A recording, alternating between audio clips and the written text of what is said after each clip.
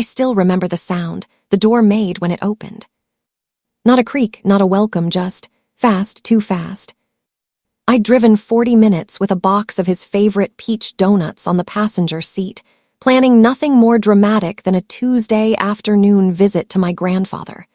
I wasn't expecting a scene out of a thriller. But there he was, Arthur, 80 years old, sharp blue eyes wide open, grabbing my wrist before I'd even said hello. Get inside. Hide now, Michelle.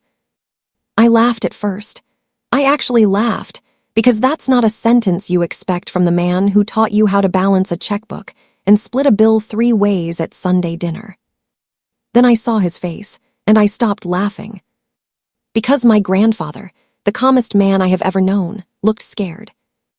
And 30 seconds later, my mother's car pulled into the driveway. I want to tell you what I heard from behind that pantry door.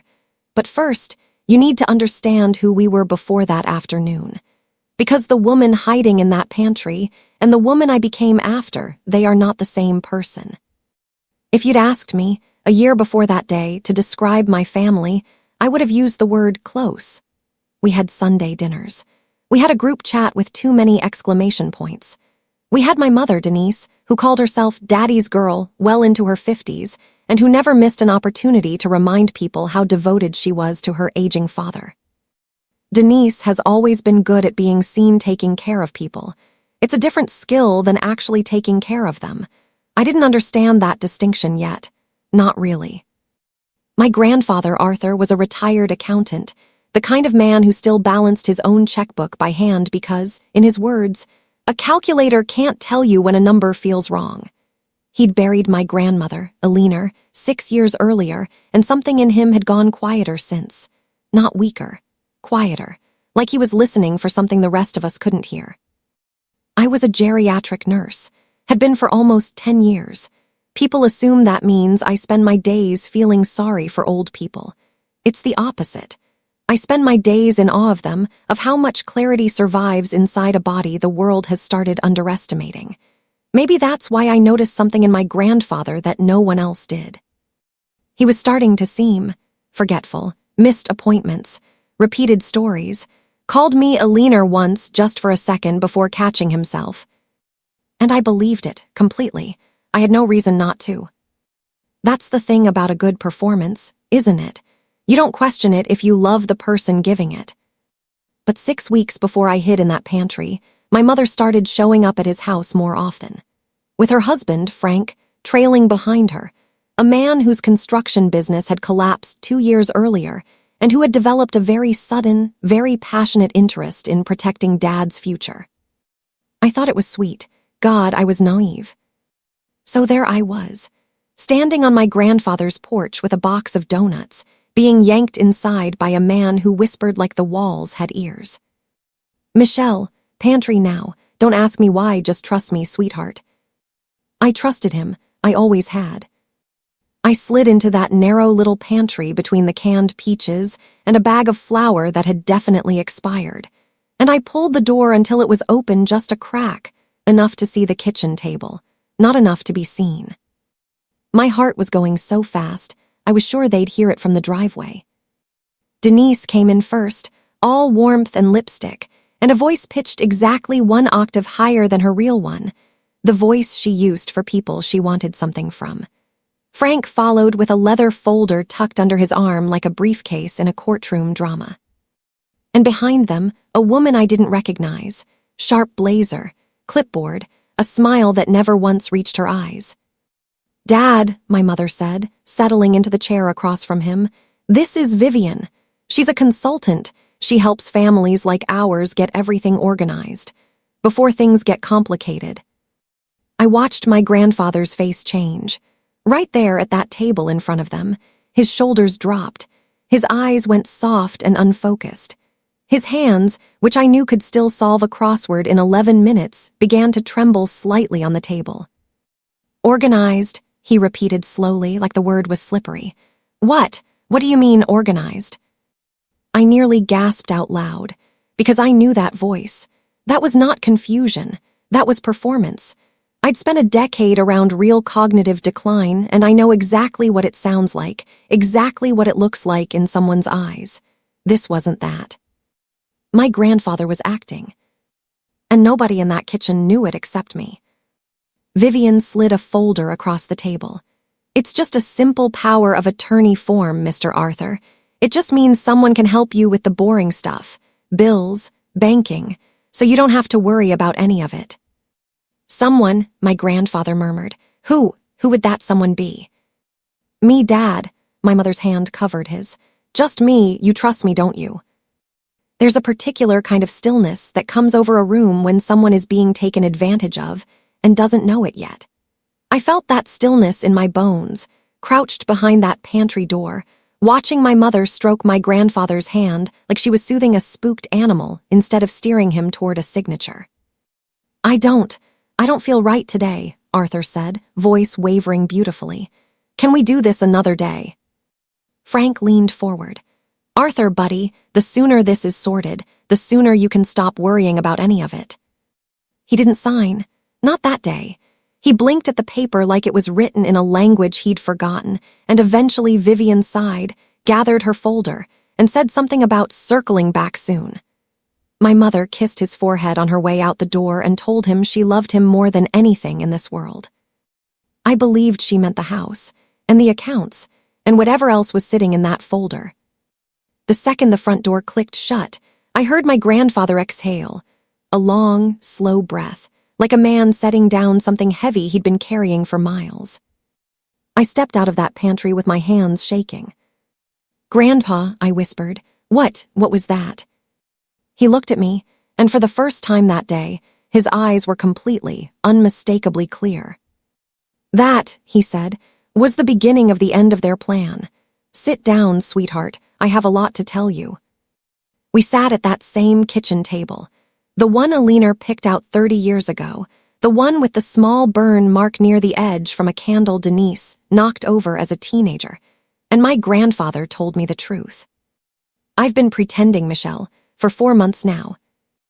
I asked him why. He reached over and took my hand, the same steady grip I remembered from childhood. From every time, he taught me to ride a bike or balance a ledger. Because 3 months ago, I found $4,000 missing from my checking account. Then 6,000 more. Then I found out your mother had already been in contact with a lawyer, not for me, sweetheart, about me. She's been planning this for a while, he continued. The forgetfulness, the confusion, it made her bolder, made her move faster. So I decided if she wanted a confused old man, I would give her exactly that. And I'd watch every single move she made until I understood the whole plan. I sat there, staring at this man I thought I knew completely, and realized I hadn't known the half of it. He wasn't declining. He was investigating. He'd been running his own quiet operation from inside his own house, patient, careful, exact, the way only a retired accountant with nothing left to lose and everything left to protect could be. Why didn't you tell me sooner? I asked. Because I needed a witness who couldn't be talked out of what she saw. And Michelle, he squeezed my hand, I needed someone who still sees me, not the man they think I'm becoming. I promised him, right there at that table, that I would help him finish whatever he'd started. I had no idea how deep it went. Arthur pulled out a shoebox from his closet, not the sentimental kind, the evidence kind.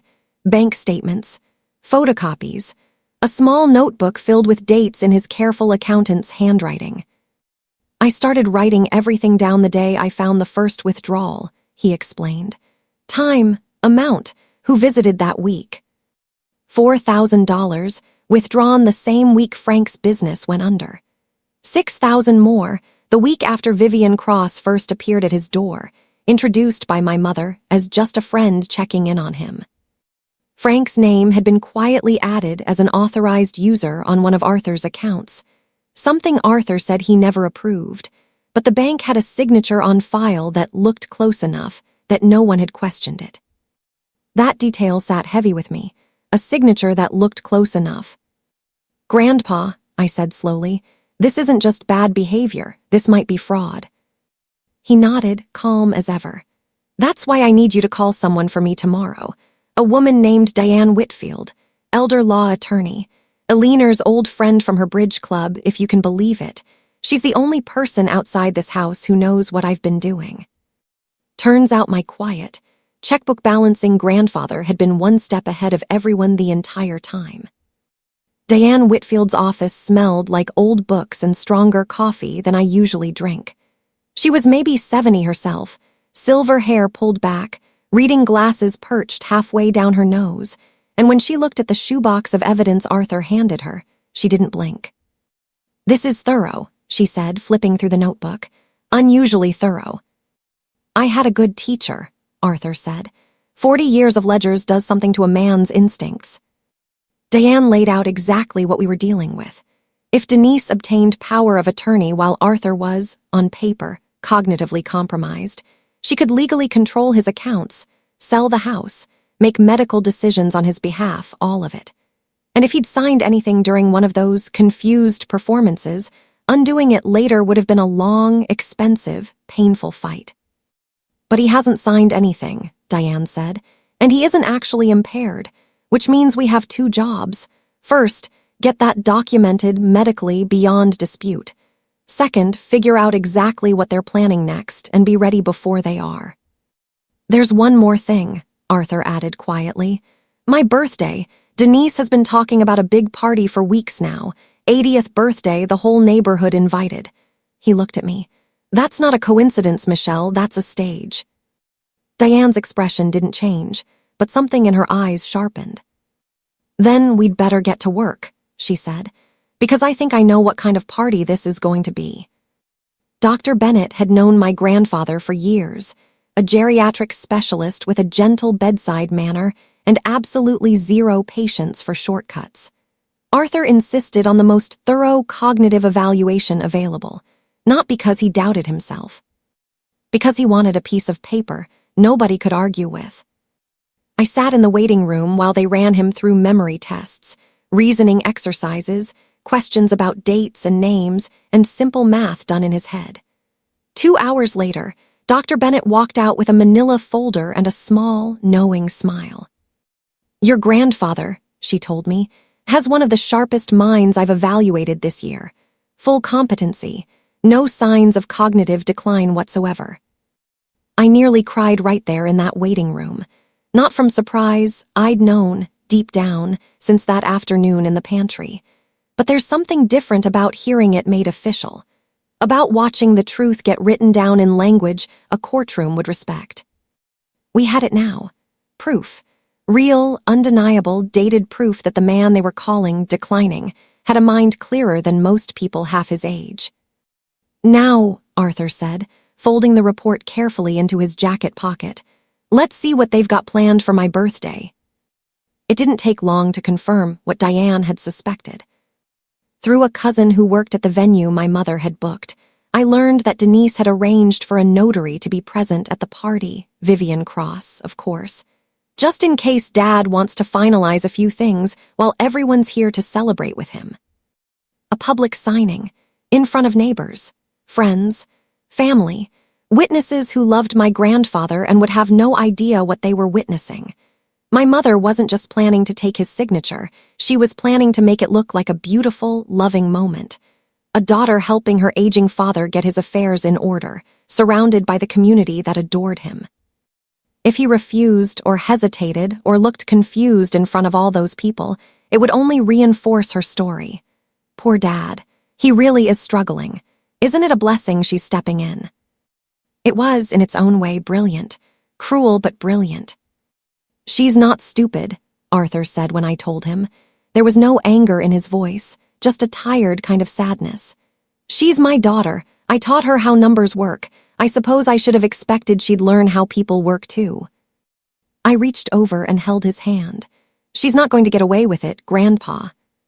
He looked at me, and for the first time since that day in the pantry, I saw something besides calm calculation in his eyes. I saw hope. 2 nights before the party, Arthur asked me to stay late.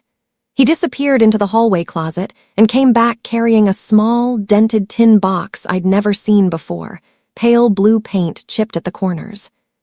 The kind of box that had clearly survived several decades and at least one move. "This was your grandmother's," he said, setting it gently on the table between us. "She asked me to give it to you, not right away, when the time was right." Inside was a letter, the paper soft with age, written in a leaner's looping cursive, and beneath it, an original copy of her will, a document that predated everything my mother thought she understood about the estate. I read the letter twice before I could speak. To whoever holds this box, the house was never meant to be inherited the way people assume. It was meant to become something bigger than any one family member's comfort. A scholarship, in my name, for young nurses who can't afford their training. Because someone gave me that chance once, and I never forgot it. I looked up at my grandfather. She wanted this the whole time. "She wanted it before either of us understood what your mother would become," he said quietly. "Eleanor saw things clearly, always did. I think that's part of why I've spent 6 years trying to see the world the way she did. And you, Michelle, spending your whole career caring for people exactly like me, she'd have loved that most of all." I held that little tin box against my chest, like it might disappear if I let go. The days before the party moved fast. Diane helped me file a report with Adult Protective Services, documenting everything. The withdrawals, the unauthorized account access, the planned public signing, Vivian Cross's history of similar, consulting arrangements with other elderly clients across the county. Dr. Bennett's evaluation, the bank statements, Arthur's meticulous notebook, Eleanor's original will, photographs of the folder Vivian had brought to the kitchen that first day. It all went into a single, organized case file, because if there's one thing my grandfather taught me, it's that a number means nothing until it's proven. The night before the party, Arthur sat across from me at that same kitchen table, hands folded, calmer than I'd ever seen him. "Are you scared?" I asked. He thought about it for a long moment. "No," he said finally. "I've been scared for months, pretending to be someone I'm not. Tomorrow I finally get to stop pretending." "And you'll be right there with me," he added. "Just like that first day, just this time you won't need to hide." The backyard was strung with lights. Neighbors, cousins, old friends from Arthur's accounting firm decades ago, all gathered with plates of potato salad and glasses of lemonade, laughing under a banner that read, "Happy 80th, Arthur." My mother worked that crowd like a campaign manager. Hand on every shoulder, tears perfectly timed, a speech that had clearly been rehearsed in front of a mirror. "My father has given this family everything," she said, voice trembling with practiced emotion, glass raised. "And now, in his golden years, it's our turn to take care of him, which is why, with his blessing, we're making a few small updates to his affairs, just to keep him safe." Frank appeared at her side with the leather folder. Vivian Cross followed, notary stamp already in hand, smile fixed in place. I watched my grandfather's face, confused, soft, trembling right on cue. He reached for the pen, and I stepped forward. "Before he signs anything," I said, loud enough for the whole yard to hear, "I think everyone here deserves to see something." My mother's smile flickered, just slightly. "Michelle, sweetheart, this really isn't the time." "It's exactly the time," I said, and I opened the folder I'd been holding against my chest all evening. I held up Dr. Bennett's evaluation first. Full cognitive competency, dated 2 weeks earlier. Then the bank statements, unauthorized withdrawals, an unapproved signature, an account access change no one had ever asked Arthur to approve. Then a copy of the Adult Protective Services report, already filed, already under active review. The yard went silent. Somebody's fork clinked against a plate and it sounded like a gunshot. "This is a misunderstanding," Frank started, but his voice had lost all its earlier confidence. "No," I said. "It's not. It's a pattern, and everyone here is about to understand exactly what it was building toward." That's when my grandfather stood up. The trembling stopped. It was like watching a photograph come into focus. His shoulders straightened. His eyes, which had been soft and unfocused all evening, sharpened into the same clear blue I'd known my entire life. "I want to thank you all for coming," he said, voice steady, carrying easily across the stunned backyard. "And I want to apologize to every one of you for the performance I've been putting on for the last 4 months. I don't have dementia. I never did. I have been pretending very deliberately so that I could see exactly what my daughter and her husband were planning to do to me and how far they were willing to go to do it." Gasps rippled through the crowd. Someone's lemonade glass hit the grass. "I have bank statements. I have a legal team. I have a granddaughter." His eyes found mine, warm even now, "who has been braver these past 2 weeks than I could have asked anyone to be. And I have a wife," his voice caught just slightly, "who saw this family more clearly than any of us and left instructions I intend to honor exactly as she wrote them." He turned to my mother. "Denise, I love you. I have always loved you. But I will not be signing anything today, not now, not ever under circumstances like this." My mother's face did something I'd never seen it do in 34 years. The warmth drained out of it entirely, and what was left underneath was raw and furious, and underneath that, frightened. "You have no idea what it's like," she said, voice cracking, no longer performing for anyone. "Watching everyone treat you like the good daughter your entire life and knowing you'll get nothing when it actually matters. Do you know what Frank and I have been through? Do you know what it's like to fail publicly and watch your own father just sit there with money he doesn't even use?" She stopped herself, too late. The whole backyard had heard it. Vivian Cross had already slipped toward the gate, notary stamp disappearing into her bag. She wasn't fast enough. Diane Whitfield, who'd been standing quietly near the drink table all evening, stepped directly into her path with a look that needed no words at all. Frank just stood there, holding an empty folder, looking like a man watching his last plan evaporate in real time. In the months that followed, a lot changed, and honestly, a lot didn't. That's the truest thing I can tell you about stories like this. Justice isn't usually a single dramatic moment. It's 100 quiet, boring, paperwork-shaped moments that add up to something real. The power of attorney was never signed. Diane helped Arthur formally revoke Frank's account access and pursue recovery of what had already been taken. Most of it, eventually, was returned. Vivian Cross's consulting business came under a formal investigation once 2 other families came forward with disturbingly similar stories. Frank and my mother's marriage didn't survive the year. I won't pretend that felt like a victory. It just felt like watching 2 people run out of road. My relationship with my mother is complicated. We speak occasionally, carefully. I don't know if it will ever be what it was, and I've made peace with the fact that maybe it shouldn't be exactly what it was. But I haven't closed the door completely, either. My grandfather taught me that too, that even justice doesn't require cruelty. And the scholarship, Aliner's scholarship, exists now. Fully funded, named for a woman who saw clearly what the rest of us took years to understand. Every year, a young nursing student who couldn't otherwise afford their training gets a little bit of help getting started. I sit on the small committee that reviews applications. It's become my favorite afternoon of the year. Arthur still lives in that same house, still balances his checkbook by hand, still keeps peach donuts in the pantry for whenever I visit. Unannounced or not. I think about that afternoon a lot, the whisper through the door, "Get inside. Hide." At the time, it felt like the most frightening sentence I'd ever heard. Now I understand it differently. He wasn't just protecting me from an uncomfortable scene. He was handing me the truth in the only way he could, quietly, carefully, at exactly the right moment.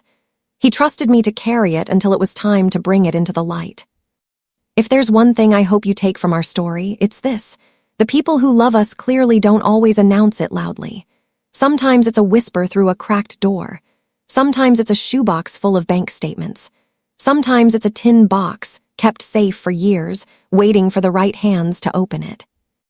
My grandfather spent 4 months pretending to lose himself, so that the people who truly loved him would never have to lose him for real. That's not weakness. That's the quietest, bravest kind of love I know. Thank you for sitting with our story today. If it moved you, stayed with you, made you think of someone in your own life worth protecting a little more closely, I'd love to hear about it in the comments below. Take care of the people who see you clearly. I'll see you in the next story.